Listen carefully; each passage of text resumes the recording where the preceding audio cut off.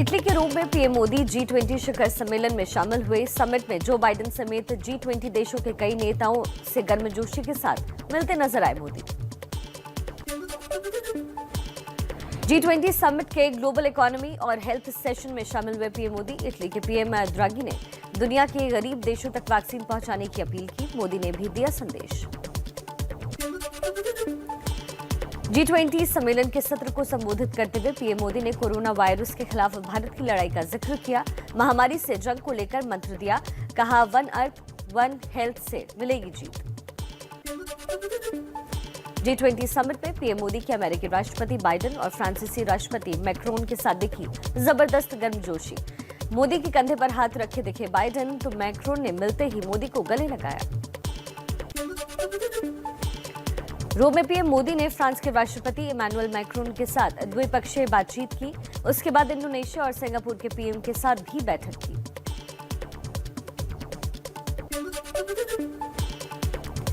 PM Modi से मुलाकात के बाद फ्रांस के राष्ट्रपति इमैनुअल मैक्रोन ने हिंदी में ट्वीट किया। लिखा, हम भारत के साथ मिलकर काम करना जारी रखेंगे।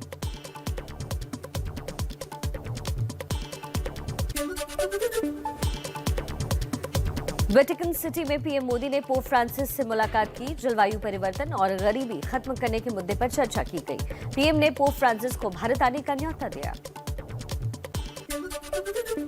पीएम मोदी के इटली दौरे पर विदेश मंत्रालय ने कहा, पोप फ्रांसिस ने पीएम मोदी के न्योते को स्वीकार किया। आरएसएस के दत्तात्रेय होस बोले, हम इस मुलाकात का स्वागत करते हैं। वसुधैव कुटुंबकम, यह में ही हमारा यकीन है। विदेश सचिव हर्षवर्धन श्रृंगला बोले, इटली और भारत के बीच नए संबंधों की होगी शुरुआत। दोनों देशों के बीच सहयोग की भावना बहुत गहरी। पीएम मोदी के इटली दौरे का आज आखिरी दिन। G20 की दूसरे दिन की बैठक में शामिल होने के बाद आज रात ग्लासगो रवाना होंगे पीएम। कई राष्ट्र प्रमुखों के साथ कल जलवायु सम्मेलन में हिस्सा लेंगे।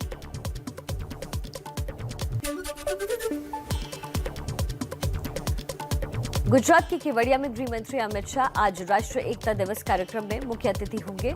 सरदार पटेल को श्रद्धांजलि अर्पित करेंगे। रिकॉर्डेड वीडियो संदेश के जरिए पीएम मोदी भी करेंगे संबोधित। सरदार पटेल की जयंती पर स्टैच्यू ऑफ यूनिटी परिसर में आज राष्ट्रीय एकता दिवस का आयोजन। आईटीबीपी, सीआईएसएफ, सीआरपीएफ और बीएसएफ समेत कई सुरक्षा एजेंसियां परेड करेंगी। लखनऊ में सीएम योगी सुबह 8 बजे सरदार पटेल की स्मृति में 75 मोटरसाइकिल सवारों की रैली को फ्लैग ऑफ करेंगे।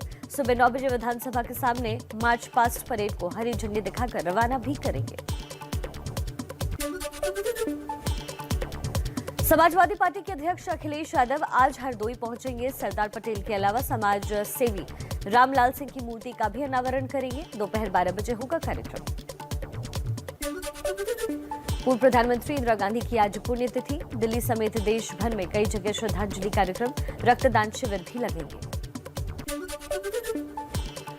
मिशन उत्तराखंड के तहत देहरादून पहुंचे गृह मंत्री अमित शाह ने कहा, बीजेपी फिर पूर्ण बहुमत की सरकार बनाएगी। कांग्रेस को चुनाव के समय ही जनता की याद आती है। संकट के समय कांग्रेस कहां रहती है। अमित शाह ने कांग्रेस पर लगाया तुष्टीकरण की राजनीति का आरोप। कहा, शुक्रवार को सड़कें बंद करके नमाज पढ़ने की इजाजत देने वाले, तुष्टीकरण करने वाले कभी देव भूमि का काम कर ही नहीं सकते। उत्तराखंड के पूर्व सीएम हरीश रावत ने अमित शाह को खुली बहस की चुनौती दी। बोले, किसी भी सार्वजनिक मंच पर डिबेट के लिए तैयार। हमने कभी शुक्रवार की छुट्टी के लिए नहीं लिखा। सीएम योगी आज अयोध्या पहुंचेंगे। दीपोत्सव कार्यक्रम के आखिरी चरण की तैयारियों को देखेंगे। इस बार दीपोत्सव में जलाए जाएंगे रिकॉर्ड 9 लाख दिए। कांग्रेस महासचिव प्रियंका गांधी का मिशन यूपी जारी। आज सीएम योगी के गढ़ गोरखपुर में दोपहर 1 बजे प्रतिज्ञा रैली करेंगी। लाखों की भीड़ जुटने का दावा।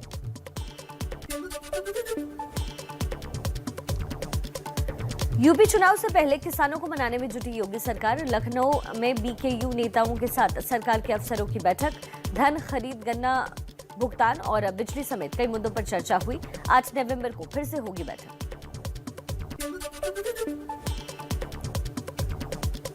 अखिलेश यादव की बीजेपी और कांग्रेस पर तीखे हमले, कहा बीजेपी और कांग्रेस एक जैसे, यूपी चुनाव में बीजेपी का सफाया होगा, जनता और किसान दोनों को बीजेपी ने धोखा दिया।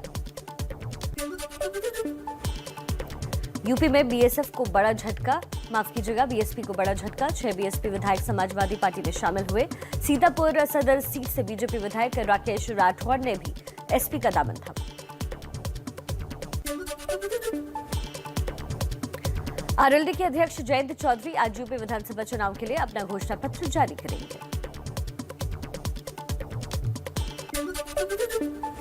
राहुल गांधी ने गोवा में चुनावी अभियान की शुरुआत की, मछुआरों से मिले, बोले बीजेपी नफरत फैलाने वाली पार्टी और हम प्यार बांटने का काम करते हैं। गोवा में राहुल गांधी ने सड़क किनारे ढाबे पर खाना खाया, दोपहिया टैक्सी से तकरीबन 5 किलोमीटर तक सफर किया।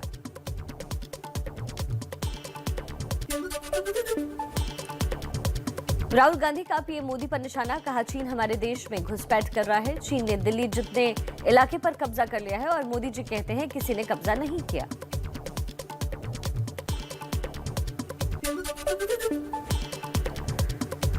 गोवा में ममता बनर्जी का कांग्रेस पर निशाना, कहा देश की राजनीति को लेकर कांग्रेस गंभीर नहीं, इससे मोदी और ताकतवर होंगे।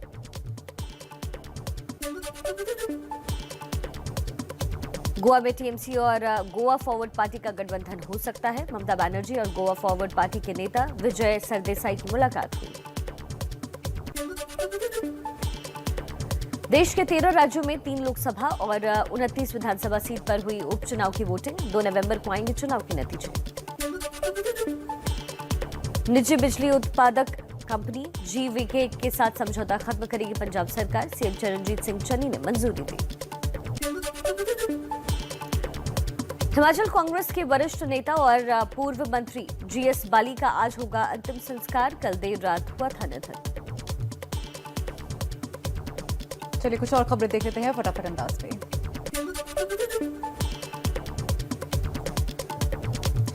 शिवसेना सांसद संजय राउत का बीजेपी सरकार पर हमला, बड़ा बयान देते हुए कहा 2024 में केंद्र में गठबंधन की सरकार बनेगी जिसमें कांग्रेस प्रमुख पार्टी होगी।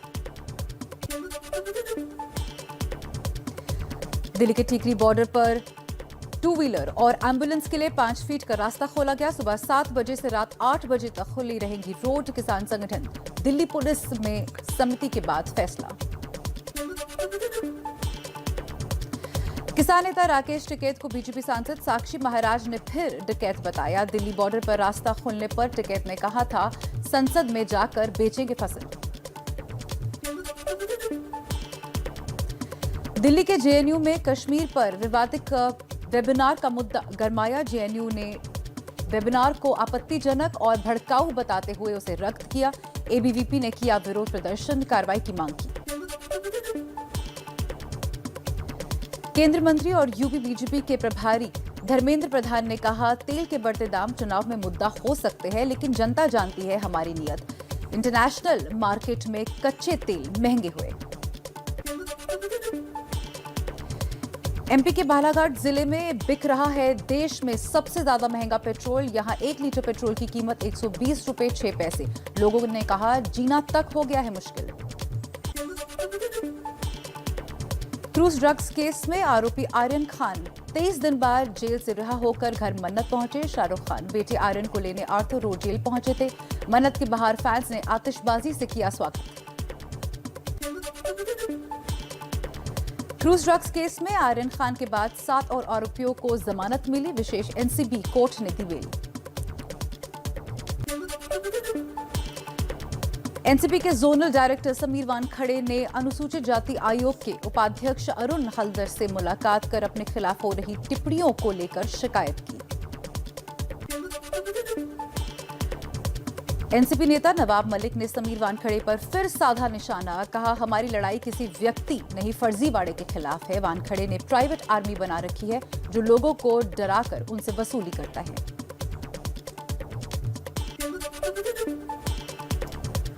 अनिल देशमुख वसूली केस में पूछताछ के लिए शामिल न होने पर मुंबई के पूर्व पुलिस कमिश्नर परमवीर सिंह के खिलाफ किला कोर्ट ने जमानती वारंट जारी किया।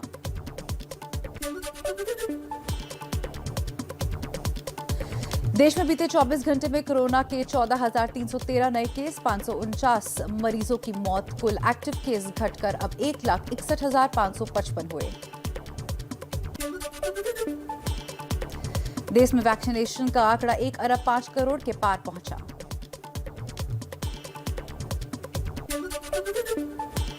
यूपी के कानपुर में जीका वायरस के 3 नए मरीजों की पुष्टि। स्वास्थ्य विभाग की 75 टीमें लगातार सर्वे कर रही है। अभी कुछ और सैंपल की रिपोर्ट का इंतजार है।